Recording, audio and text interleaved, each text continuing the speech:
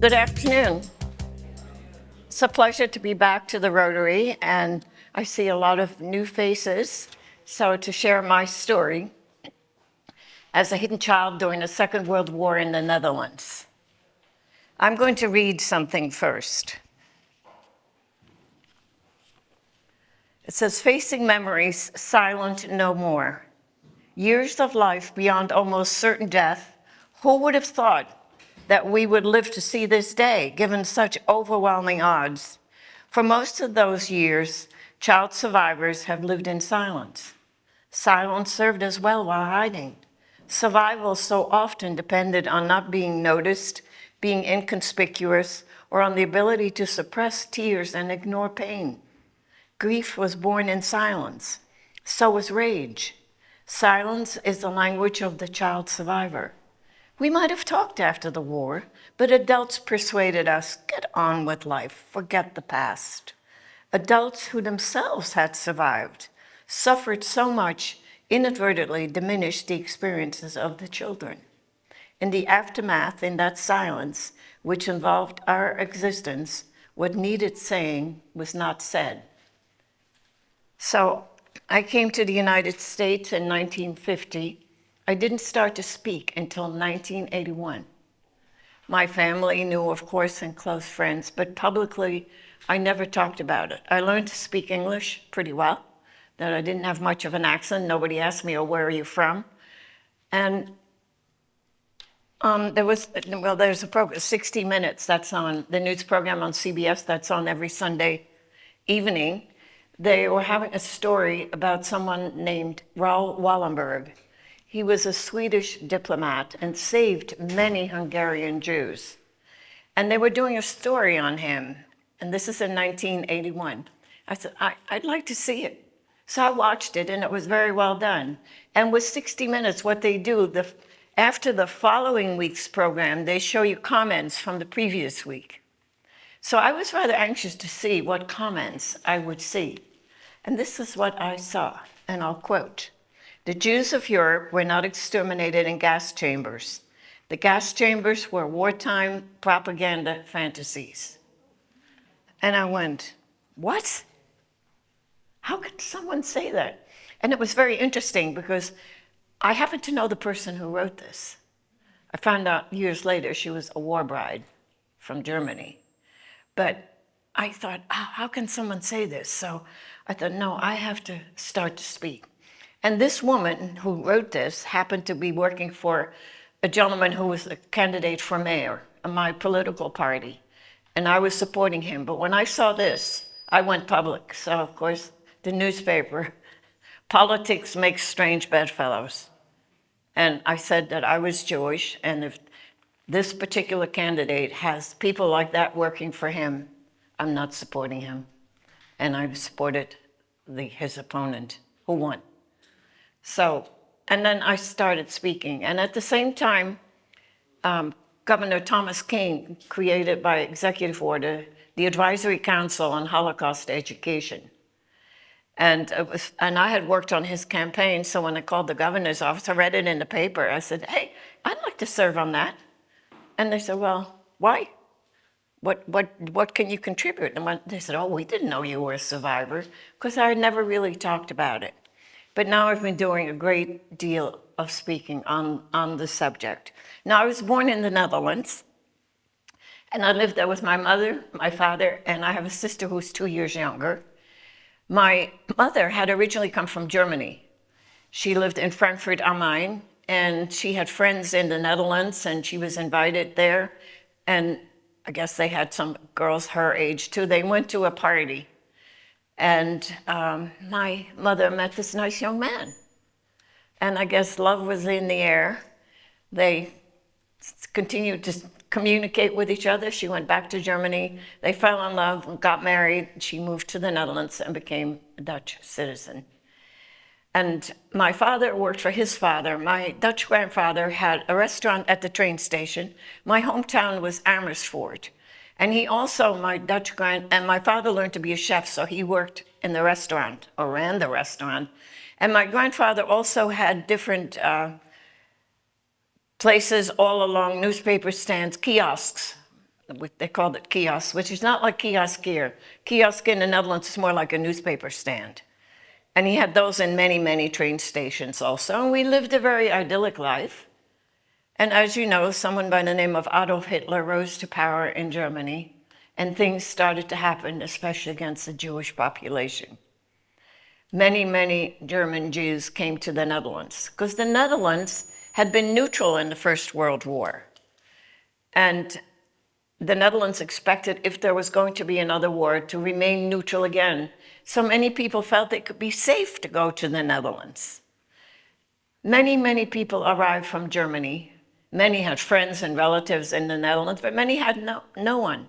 So the Dutch government took a piece of land and built housing for all these people. And it became a whole community. It was called Westerbork. Of course, there were teachers, there were kids, so the teachers created a little school. There were physicians, they created a little hospital there. But more and more things started to happen in Germany.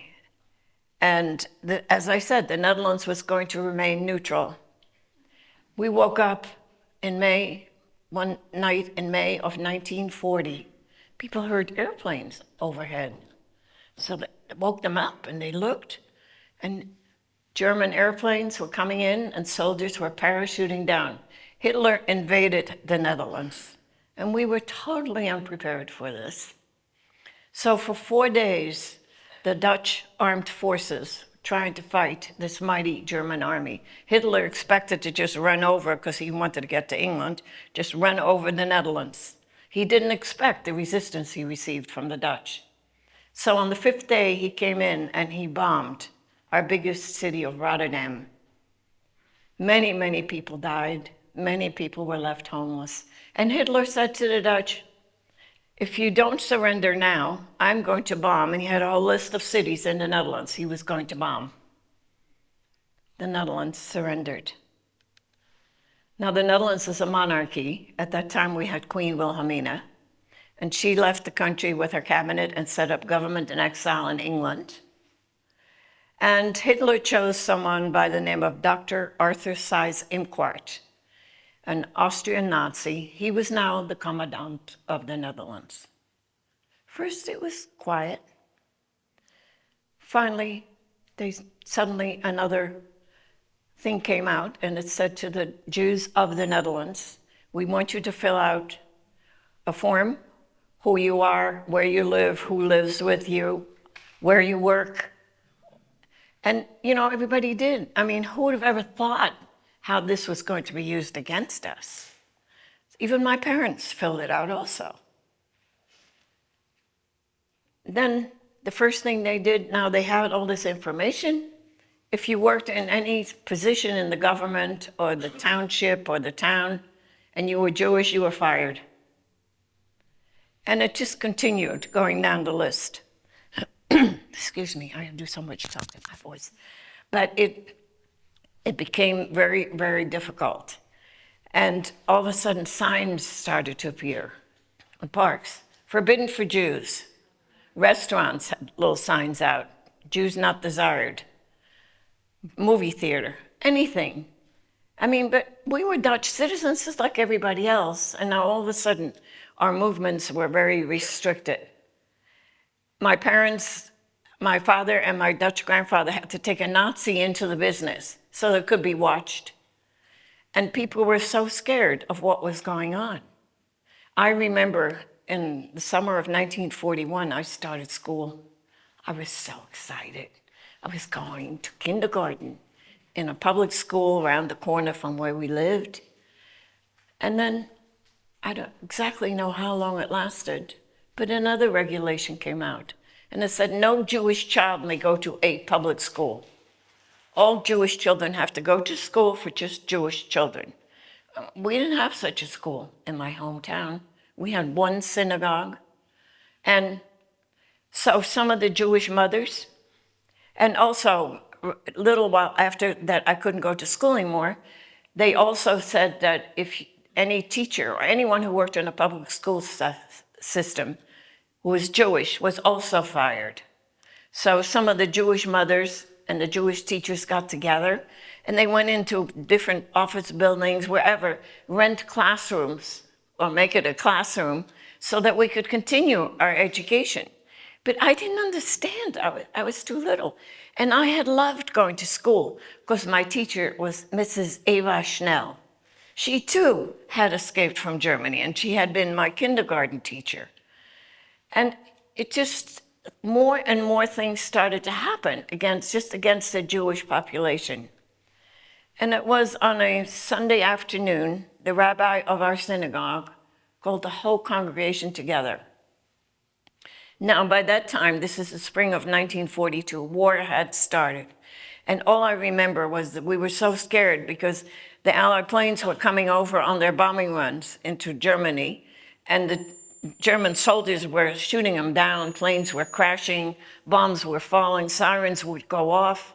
We'd have to go find a hiding place, a basement or shelter somewhere, and wait till the all clear went. But I remember that, but I didn't understand.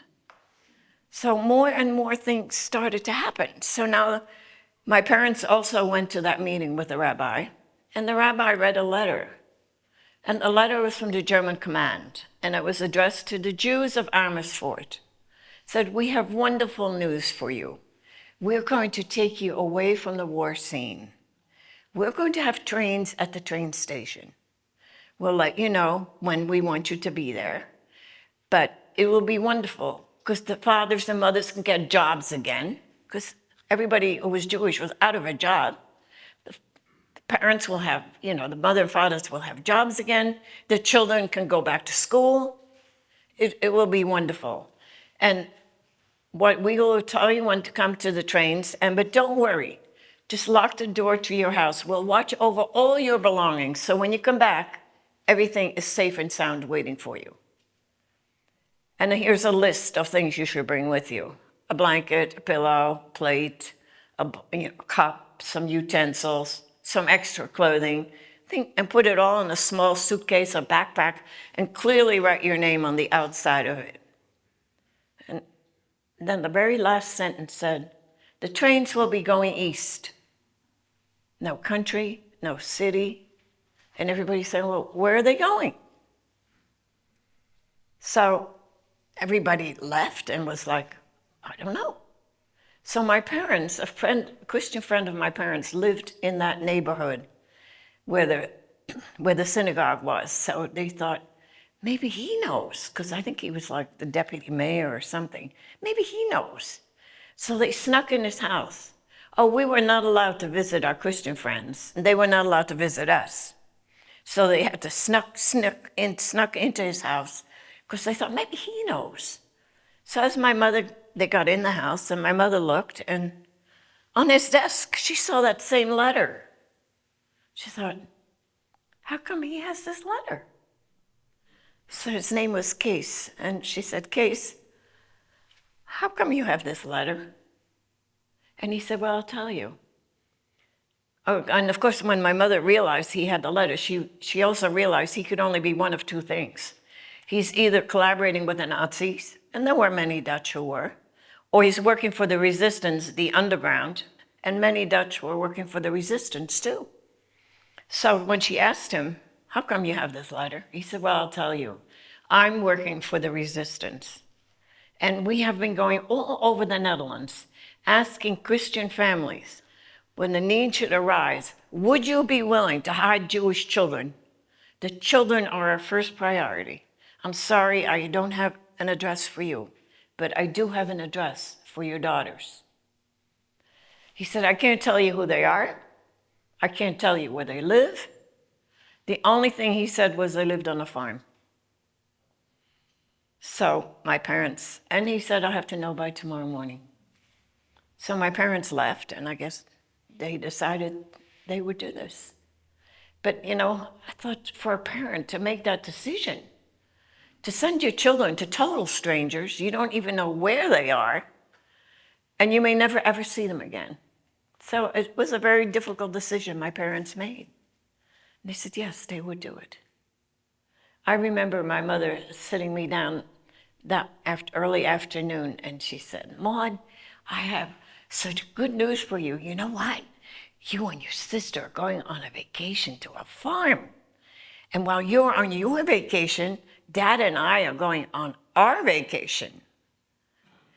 And so I was so excited living in the city to go to a farm. And my sister was excited too. I was then 6.5 years old and my sister was 4.5. So that I remember my mother saying, well, I'm going to pack a little suitcase for each of you with things that you need for a couple of weeks. And the next thing I remember was that we left the house and we were on our bicycles and my father had the two little suitcases. And I don't remember, something must have been told of me where we were going, but I don't remember. And the problem is too, as you get older, you have some of these questions and no one is alive anymore to give you the answers. So all I remember is that we were on our bicycles, he had the two suitcases, and we left the house and walked a couple of blocks away from our house and stopped at another house. And all I remember my father saying, go ahead, you and your sister, go ahead in.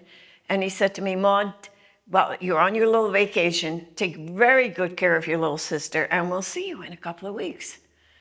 I took the little suitcases. He turned around and left with the bicycles. And my sister and I went into this house, and it was a really nice family. They had children also, I remember, and we had dinner with them, and they put us to bed there. And in the middle of the night, about 2 o'clock in the morning, they came in the room and they said, wake up, girls, get dressed.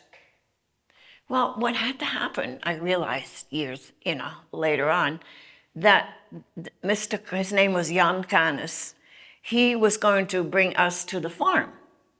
But we couldn't leave from my hometown on a train because people would notice. They knew us with two little girls and the businesses at the train station. Everybody knew my sister and I. And they certainly didn't want to see us, I imagine, leaving with some strange man on a train. So we left and we walked through the woods to the next town. And I remember, I was a big girl now, I had my own flashlight. And I'm like, I found all these blueberries. I'm picking blueberries, eating blueberries. He's getting upset with me because I didn't realize what was going on. I guess there was a train to catch at the other end. So, and I remember that because he just scared me, got mad at me. And it was at least maybe 20 years ago, I met one of his daughters who had married a GI and was living in the US. And we reconnected and we were talking. She's, yes, I remember my father. You and your blueberries. So I thought, well, I remembered that correctly. Then by daylight, we were in the next town. And I remember we got on the train. I don't remember how we got from the train to the farm where we were supposed to be. But this is a very religious area of the Netherlands. And all the farms were facing the major highway. The major highway had one lane this way, one lane that way. And nothing but German military vehicles, of course, tanks and trucks and who knows what. And it was so busy. And I remember arriving on the farm, and there were German soldiers on foot all over the farm also, because they had their guns set up. They were shooting at the airplanes. And so I guess at that very point, they didn't know what to do with us at that moment. Now, the couple who agreed to take us were in their 60s, had never had children, but were willing to risk their lives to save us. And they wore costumes, the wooden shoes. The ladies had a little hat and all the beads. And here are two little girls in city dresses. So I guess we stood out too much amongst all this, what was going on. So I remember they walked us to the back of the farm. Now this was in August and the wheat had not been cut. So we walked to a wheat field and maybe they told us we're going to play hide and go seek. All I remember is we were told to hide in this wheat field. And they said, don't just walk in because you leave a trail. We want you to zigzag in. I remember that. And because German soldiers walking by would see a whole path, they would question it. So and they said, you know what? It looks like it's going to rain. Rains a lot in the Netherlands. So they handed me an umbrella also. So I took my sister by one hand and we zigzagged into this field. I don't know how long we were there, but I remember she started to cry. She wanted her mommy. But she's only, 4 years old. So, come on in. So she was only 4 years old. She wanted her mommy. And then it started to rain. So I'm such a bright child, of course. I opened the umbrella and had to be over the wheat. So now you can see an umbrella for about 20 miles because it's pretty flat there, and a child crying. So I guess they heard that, and they came out and took us out of the wheat field and brought us into the farmhouse. And these farmhouses had no running water as such. There were no bathrooms. There was a water pump and an outhouse, and the farm had like 2 rooms, a kitchen, and the back of the house was also where the animals were in the winter. So they took us in the house, and I guess there were a couple of relatives came over to see us. I remember, and I'm going, oh, I go to school, and I remember telling them, I wear a star, because just before we went into hiding, a couple of months before, another regulation had come out that everyone had to wear the yellow star if you were 6 years old and older.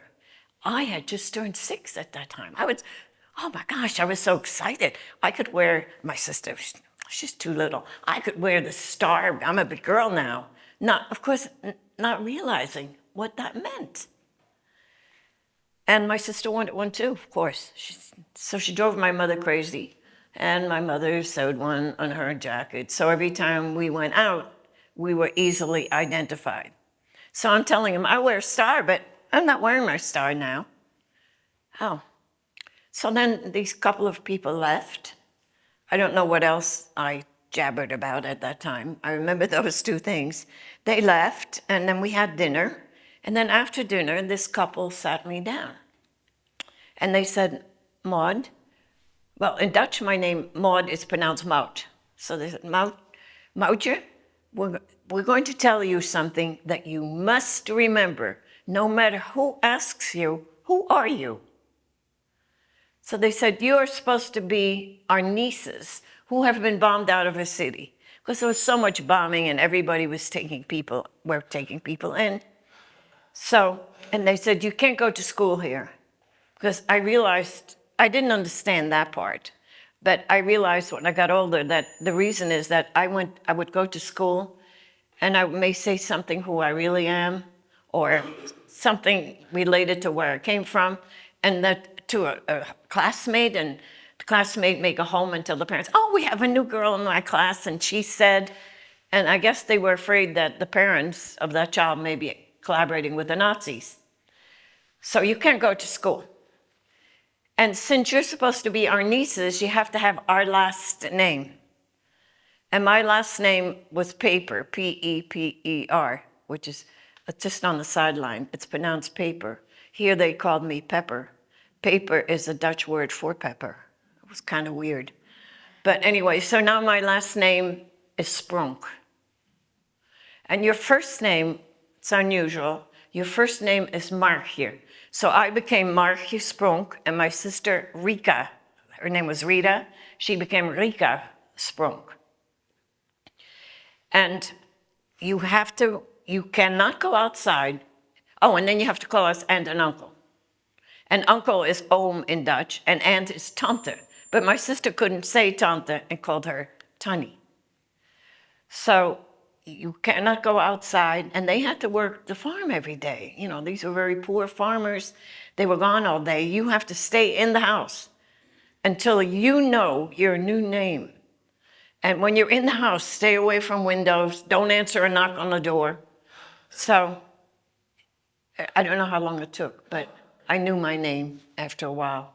But, you know, I tell kids to think back when you were 6.5, and all this is, you have to digest as a small child and not understanding. So We were allowed to go out with them and work the fields all day. There were no little children around that whole neighborhood. And then we could go with them to church. And on Sunday, one Sunday after church, we went to visit Aunt's widowed sister on another farm.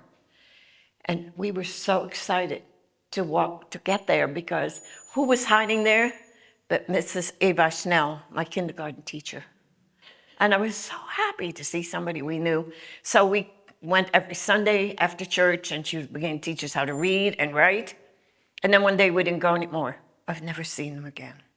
Evidently someone revealed who they were, where they were hiding. Truck with German soldiers arrived on Aunt's sister's farm. They searched the house, found no one. Then they went outside and went exactly to that haystack where they were hiding underneath and took them out. And they said to Aunt's sister, "We're taking your son." She said, "No, you have to take me because this is my farm. We're taking your son." He was about 18, 19. Took her son, and they were taken to a facility where they were going to be processed. The Nazis kept very accurate records of everyone they dealt with, who they were, where they were born, how old they were, etc.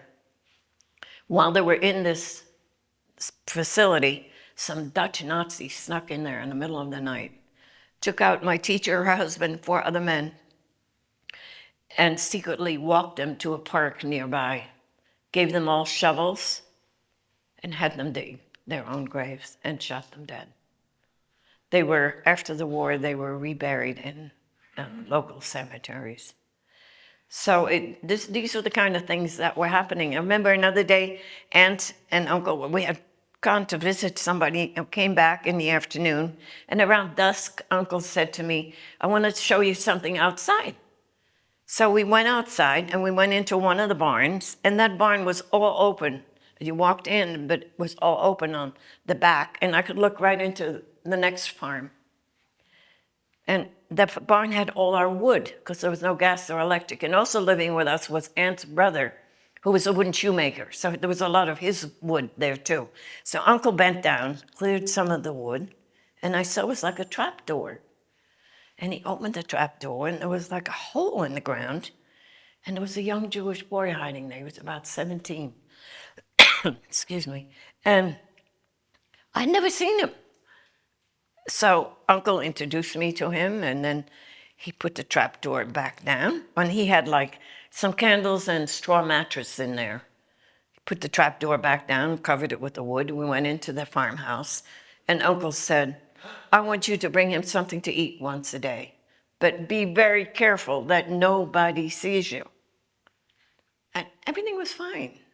I don't know how long of what happened, how long everything was okay, till one day I had brought him something to eat, and I had looked, there were no Germans anywhere, and brought him something to eat, because I moved the wood, opened the trap door, and had a few steps down. And when he was done eating, I took the pot, and I was coming up the few steps, and I looked. There were half a dozen German soldiers just standing there. And I got so scared, because I knew they were going to shoot me. So I didn't know what to do, so I guess I just decided I was going to pretend they weren't there. So I put the pot down, put the trap door down, covered it with the wood, and they just stood there. And then I had to pick up the pot and turn my back and walk out of that barn. And I prayed, because I knew they were going to shoot me. But nothing happened. They turned around and walked away. So by the time I got in the farmhouse, I was so hysterical. And they said, "Well, we'll have to contact the resistance and make sure we move him immediately." Because these soldiers didn't do anything. But they're going to tell a superior officer, and they're going to come back and get all of us. Every night I went to bed and prayed, because I didn't, all I remember was I was so scared, because it was going to be my fault if they came back. But no one ever came back. It wasn't until I got older I realized what happened there. These were not Nazis.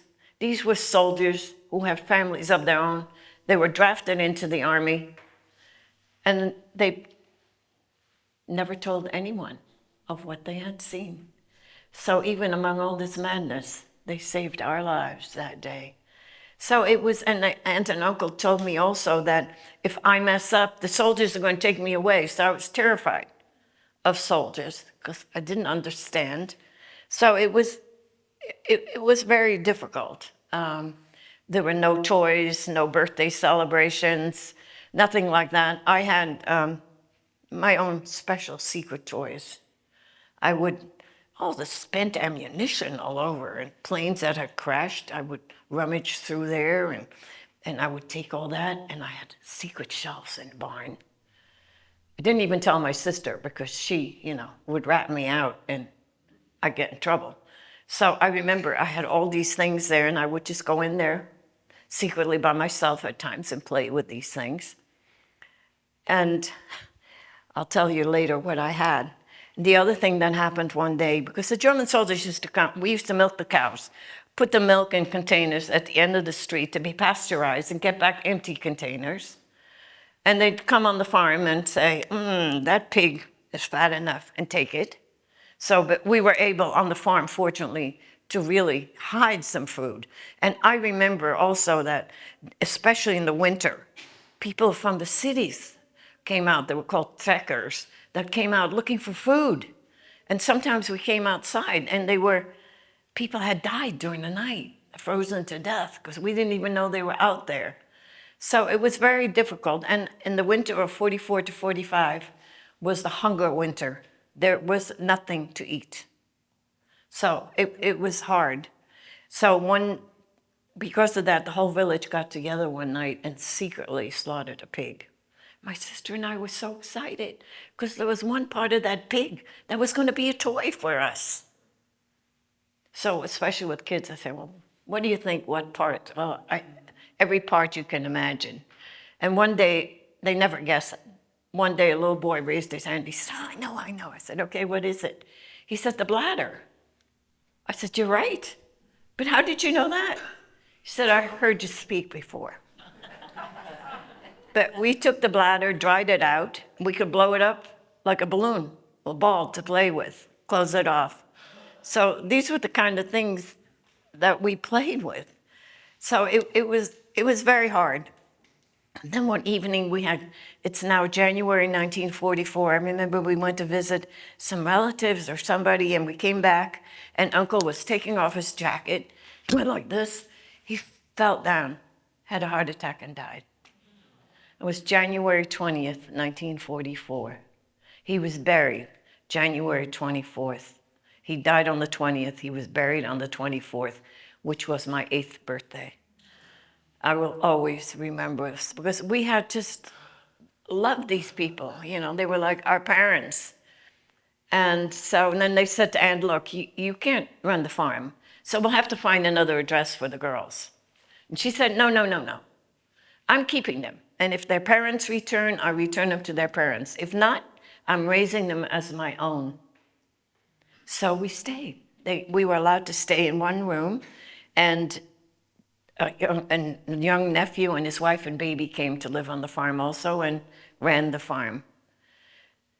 But it must have been right after Christmas in 1944. We were in the one room with Aunt, and some strangers came in. And they said, you have to leave right now. Evidently, someone had revealed who we were and where we were. So these people, I guess, they worked for the resistance. They put us on the back of their bikes. And we went to a house, another farmhouse along the way, and spent the night. And the next day, they brought us to a little fishing village, not too far away from where the farm was. And the fishing village was very medieval, little medieval town with cobblestone streets and narrow streets. And this family, their name was Westerink. They had a daughter. She was about 18 at the time. And it was so difficult in the village because this was the hunger winter still, and there was nothing to eat. What everybody started to eat at that time was tulip bulbs. Somebody said, don't eat them. They're toxic. You're going to die. Nobody died. So I've looked at some of the recipes that they created with tulip bulbs because there was nothing else. But now in this village, it was very hard. But in the Netherlands, there was a huge inlet from the North Sea. And long before the war, the Dutch built a dike across from one province to the other and closed it off. And because the Dutch liked to reclaim land, that was what they wanted to do eventually. So they built a dike across, and it was salt water. And through the years, the rivers emptied into it with fresh water, and some of the fish died. But there was one fish that continued to multiply.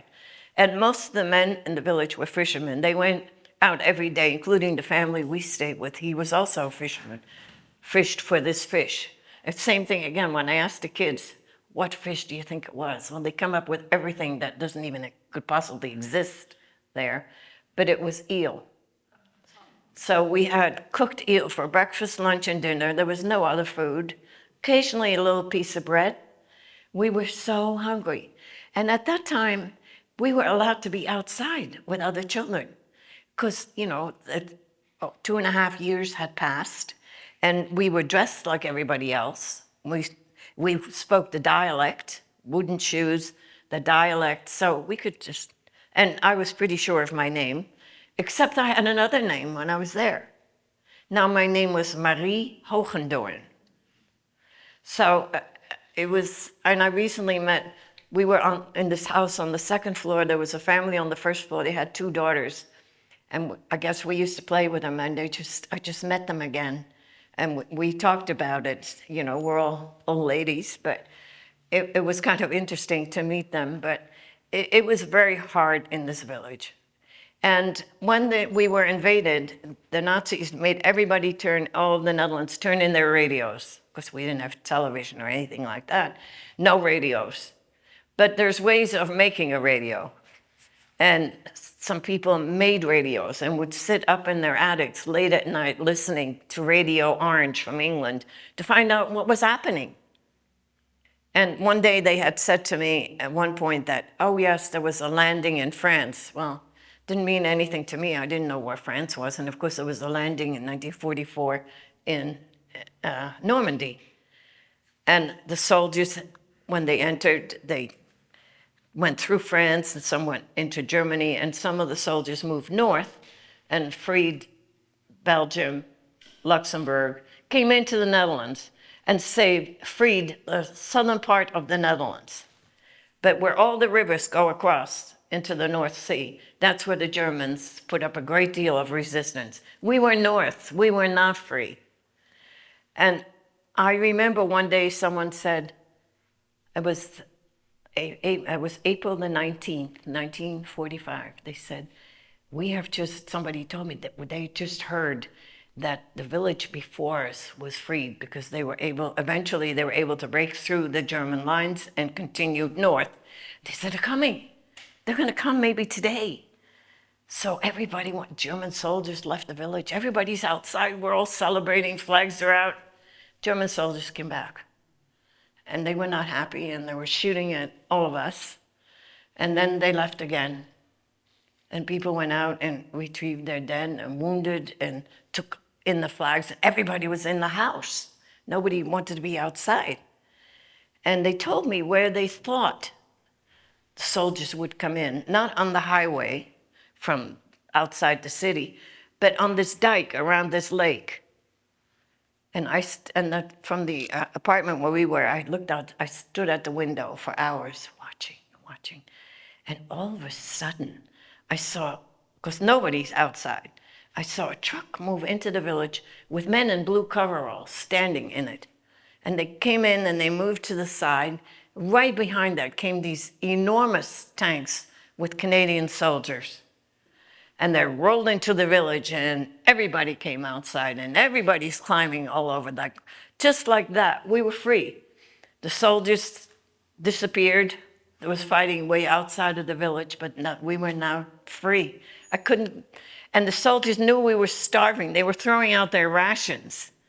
And I was standing next to the daughter of that family, our family, and she caught something, and she wants to give it to me. And I said, no, I don't want it. So she unwrapped it. It was this long brown thing. I didn't know. I said, no, I don't want it. So she broke off a piece and shoved it in my mouth. Guess what it was? Chocolate. So it was, oh, I always remember that. And there was so much celebrations. And I remember one thing, the town had, that little village had like a square. And they were rounding up all the young ladies who had been fraternizing with the German soldiers and shaved their heads. I wasn't allowed to see any of that, but I saw it. And then, so everybody knew afterwards, they were always the ones walking around with the kerchief on for a long time till their hair grew back. But it was like, it was so wonderful when that happened, when we were now just like that, we were free. I remember I saw a little boy, he was running around, he goes, I'm a Jew, I'm a Jew, I'm a Jew. Because there were many people hidden in this village. So then the resistance said, well, we really want you, the girls, to go back to the farm to Aunt and wait to see if their parents survived. There had been no contact with my parents at all. And I don't know how long it took for my parents to come there, because as the German soldiers retreated, they blew up all the bridges, and there's a lot of waterways in the Netherlands. And they made all these pontoon bridges, and the only thing that moved were trucks with food coming into the country. So I guess my parents hitchhiked, but I don't know how long it took, but all I remember is we were in the room where the water pump was. It had a door to the outside, door to the inside, and we were standing near the inside door, hiding behind Aunt's skirts, because there was a man and a woman standing there. I don't know who they were. And I remember her giving me a shove, and she said, that's your mommy and your daddy, shake their hand. So I went up and ran back, because I didn't know who they were. So they decided they better spend some time on the farm to get used to us. So I took my father very proudly to the barn where I had my secret toys, because I was so proud of it. And I think my father almost had a heart attack, because it turned out that I had mostly live ammunition. I had a couple of hand grenades. I mean, I wasn't supervised. There was stuff all over, so I just had it. I never saw it again. And then I don't know how long my parents stayed, but then my mother said she was shocked. I'm now 9 years old. And one day I said to them, okay, we will go home with you, but if we don't like you, we're coming back to live with Aunt. I gave them an ultimatum at 9 years old. And so they said, okay. So we did go back with my parents. Our house was bombed and gone. So we moved into my Dutch grandparents' house. They weren't there. And there was nothing in the house. Because what happened was that as homes were empty, people either went on the trains or went into hiding, because they left everything. They hired a moving company and went into these houses, took everything out, and shipped it to Germany. So we stood there with the clothes on our backs in an empty house. That's nothing. And neighbors were kind enough to give us some mattresses. And at the top of the street, the Canadians had set up a soup kitchen, gave my mother 4 bowls, 4 spoons, and a pot. And every day for breakfast, lunch, and dinner, she walked up there with the pot, and it was always something liquid so that we could eat. So, but slowly we rebuilt our lives. But where's the rest of our family? I remember my mother getting a letter from the Dutch Red Cross, and it informed her that her parents had been murdered in Sobibor, a death camp in Poland. My Dutch grandfather, my father's sister, her husband, and my 3 little cousins. My mother was an only child. That was our immediate little family. My Dutch grandmother had been ill. And what happened when they announced when people had to come to the trains, they were first taken to Amsterdam, thrown into apartments, and then from there, they went to Westerbork, the place I talked about that the Dutch created for the German Jews who had no place to live. They had created this for them, Westerbork, and from there they were sent on the trains to the concentration camps. My father's sister, her husband, my 3 little cousins, my Dutch grandfather, and my German grandparents were all murdered in Sobibor. There were 260 Jews from my hometown who were murdered during the war. My Dutch grandmother had died in Amsterdam, and she never went to the camps.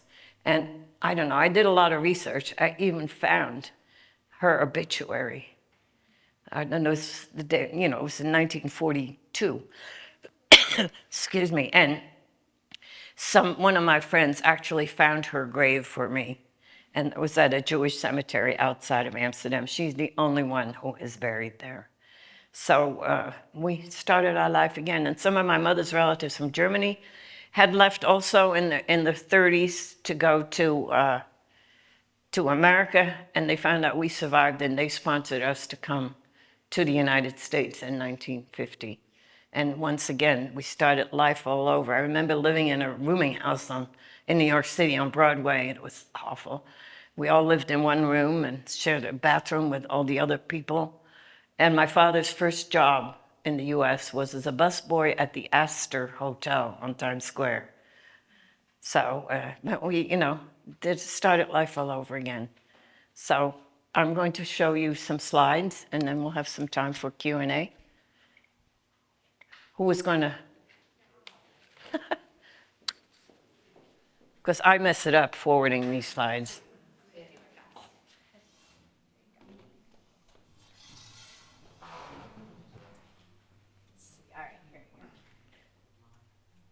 This is the book I wrote. Guess what the name of it is?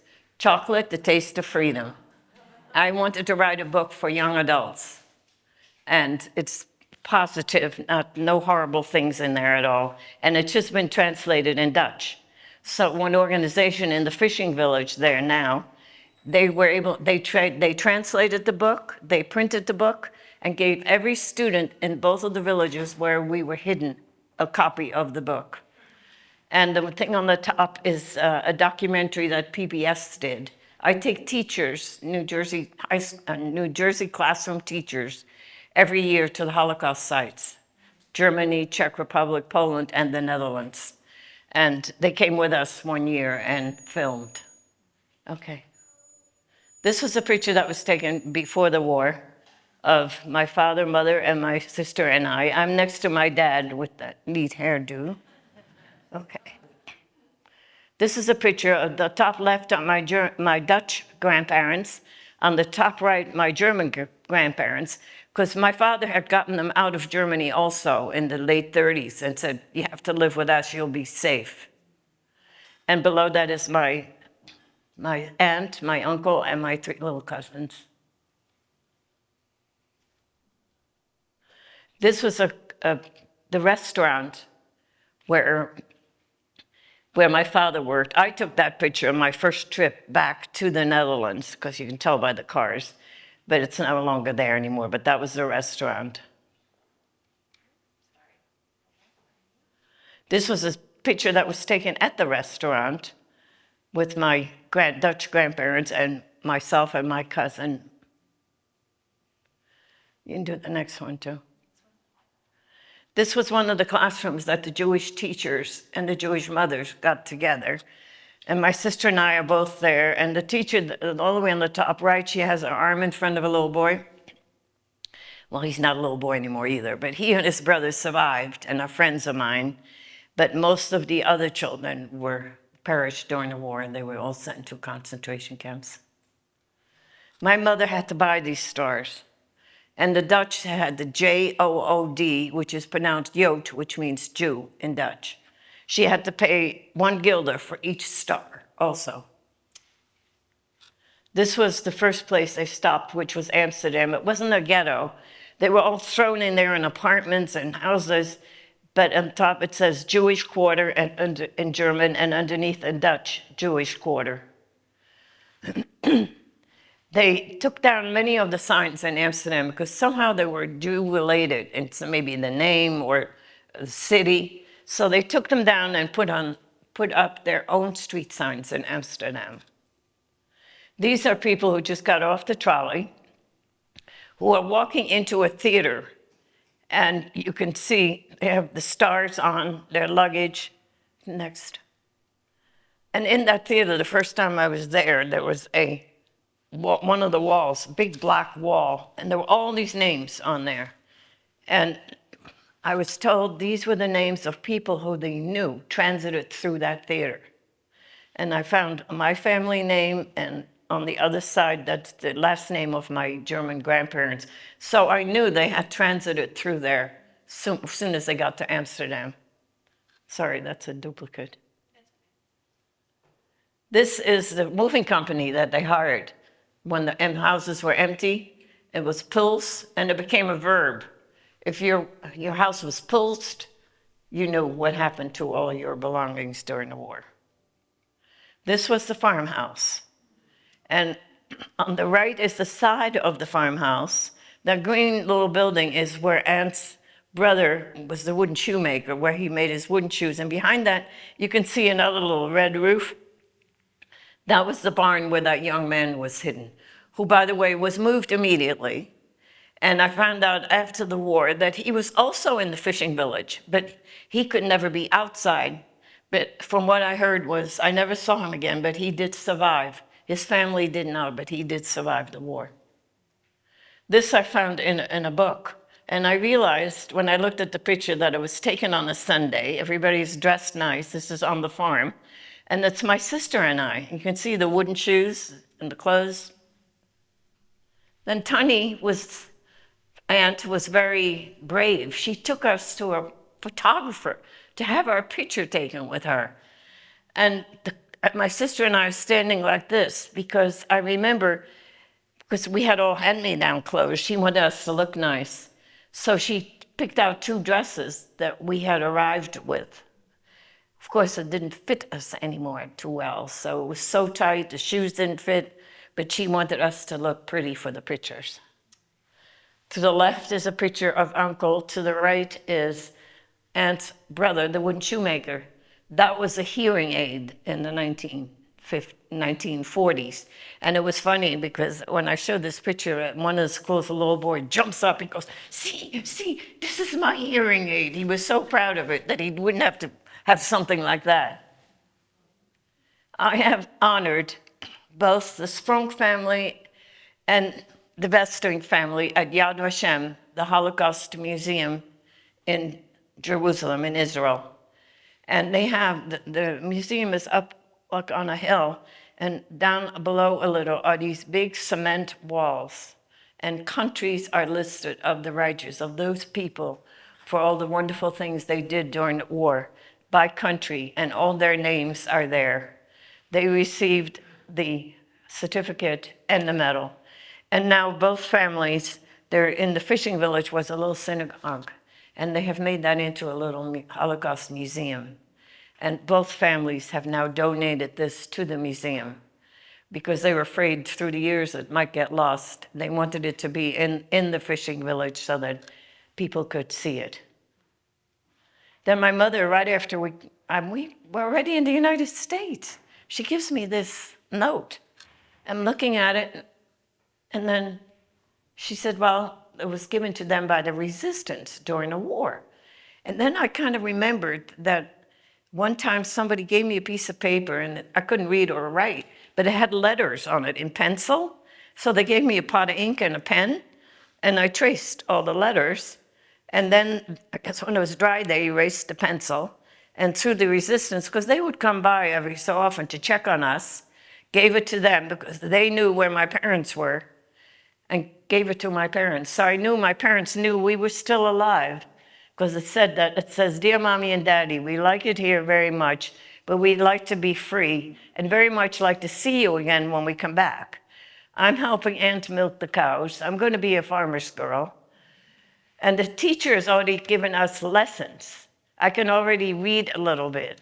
And then it says, Uncle has died, and then it's signed, goodbye, so long, Marcia Enrica Sprunk. So I knew this was written right after Uncle died.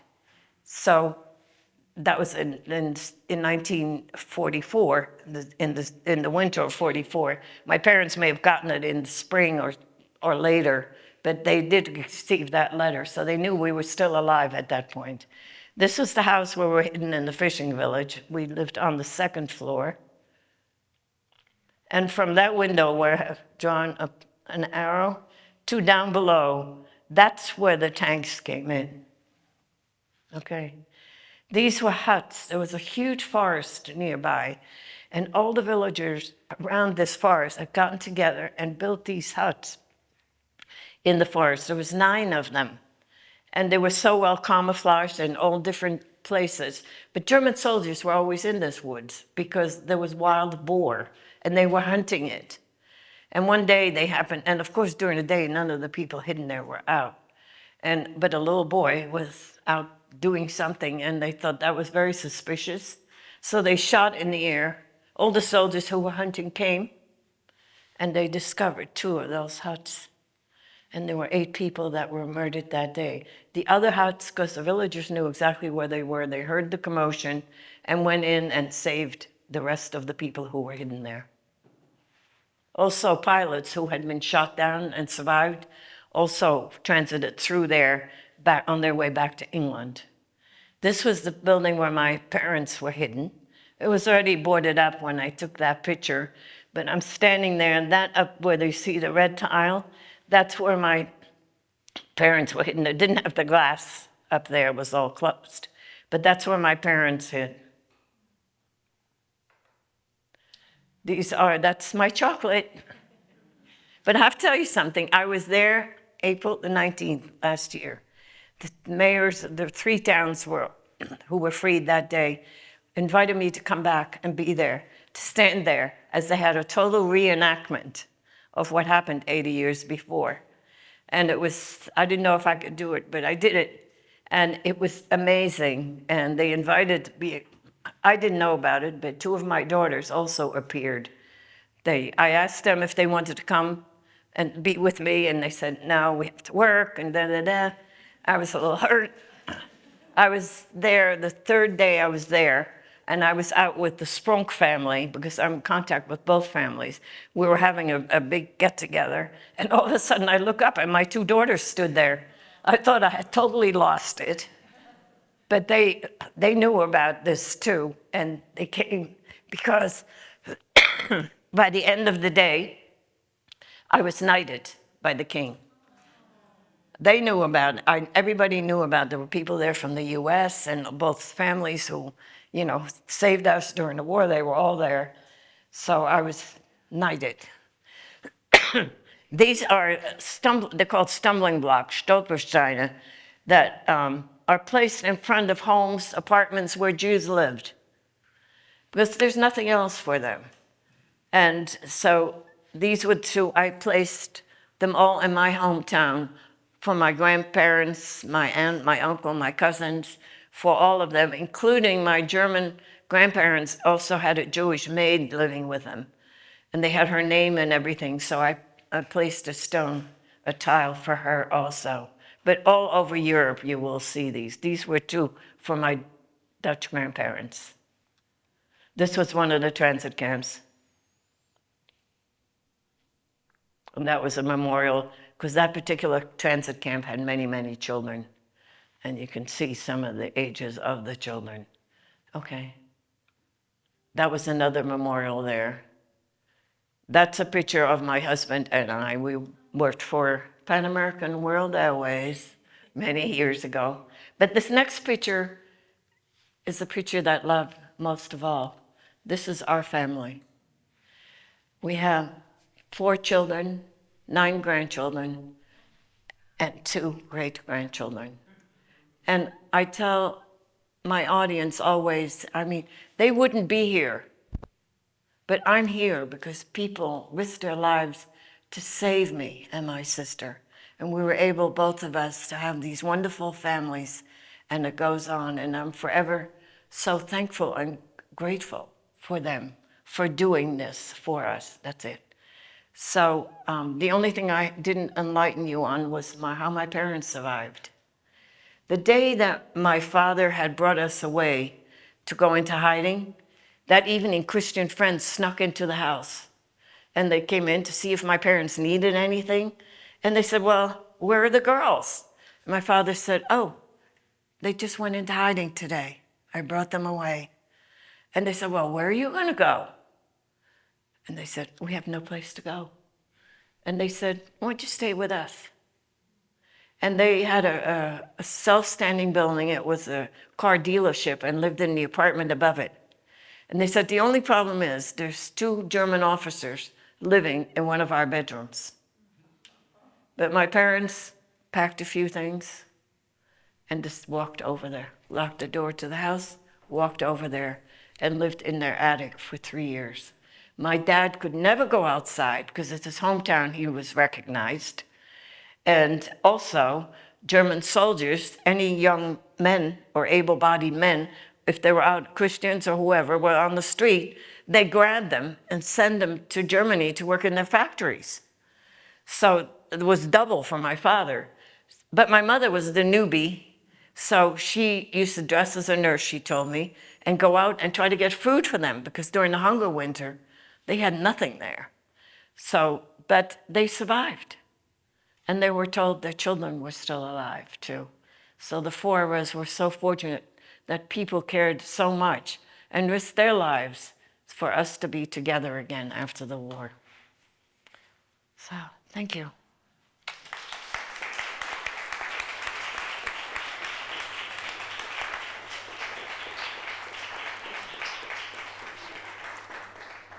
Now, are there any questions? Yes. I have a question. I worked with hospice for 40 years in Scotch Plains, and I worked at other hospitals as a nurse with hospice. Some of the patients were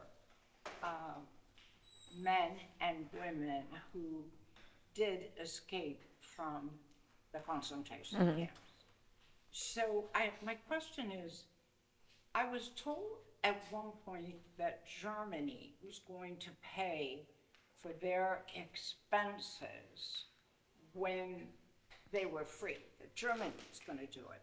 But then a doctor, who is one of my doctors, said, no, it is people like me, who's Jewish, who would help put in money to pay for the expenses. Do you know who really, I've been to all the concentration camps because I worked for American Express, and that was my job, to travel all over.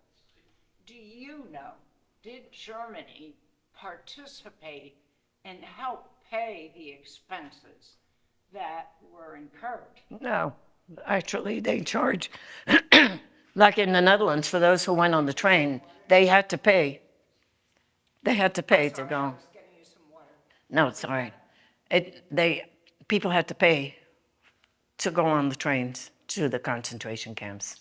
Now, after the war, many years after the war, Germany is paying those people who survived and are in need, Oh, okay, that's good. but not during at all. Can you open it? Do you want a cup? Do you prefer? No, No. Okay. I'm used to drinking out of bottles, no matter what it is. You need a little water. Any other questions? Yes, ma'am. Apologies in advance if it's too personal, but in your later years, how did you deal with the anger that you must have felt?